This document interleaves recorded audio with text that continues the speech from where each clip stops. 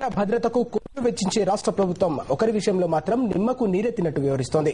నిత్యం జనంలో ఉంటూ ప్రజా సమస్యలపై పోరాటం చేస్తున్న నాయకుడికి కల్పించాల్సిన రక్షణ విషయంలో అధికారుల తీరు ఎలా ఉందో తెలుసుకోవాలంటే ఈ స్టోరీ చూడాల్సిందే.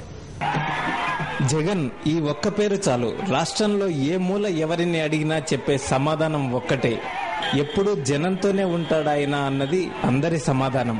వైఎస్ఆర్ కాంగ్రెస్ పార్టీ అధ్యక్షుడు, రికార్డు మెజారిటీతో గెలుపొందిన ఎంపీ. అంతేకాదు, ప్రపంచంలోనే ఏ రాజకీయ నేత కూడా తిరగనంత దూరం సుమారుగా 18,000కు పైగా కిలోమీటర్లు చొచ్చుకు వెళ్లాడాయన. ఇవన్నీ సాధించిన వ్యక్తికి కల్పించాల్సిన భద్రత విషయంలో సర్కార్ మీనమేషాలు లెక్కిస్తోంది.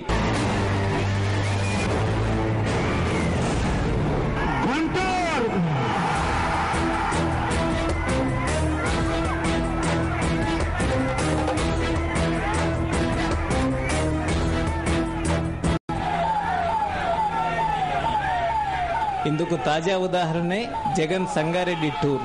లోటస్ పాండ్లోని తన నివాసం నుంచి సరిగ్గా కిలోమీటర్ కూడా ప్రయాణించారో లేదో వెంటనే ఆయన ప్రయాణిస్తున్న బుల్లెట్ ప్రూఫ్ స్కార్పియో ఫెయిల్ అయింది. దీంతో చేసేదేమీ లేక అదే కాన్వాయ్లో వస్తున్న ఒక కార్యకర్త వాహనంలోకి మారాల్సి వచ్చింది.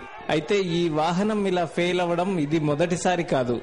ఏడాది నుంచి షరా మామూలే. ఇది ఒక వివిఐపికి మన సర్కార్ కల్పిస్తున్న సెక్యూరిటీ. ఇప్పటికీ ఎన్నిసార్లు పోలీస్ అధికారులకు ఫిర్యాదు చేసినా ఫలితం శూన్యం. 18,000 కిలోమీటర్ ఆయన తిరిగారు మన స్టేట్ లో. వరల్డ్ లో ఏ లీడర్ కూడా అంత తిరగలే. మరి ఇటువంటి ప్రజల బలం నాయకులు అంటే జగన్మోహన్ రెడ్డి గారు. జగన్మోహన్ రెడ్డి గారుకు ఇవాళ చూస్తే మేమే మాకు నచ్చలే. సో నా విజ్ఞప్తి డీజీపీ గారికి as well as additional DG intelligence కి దయచేసి తొందరగా కొత్త blood proof car as well as security కూడా పెంచాలి.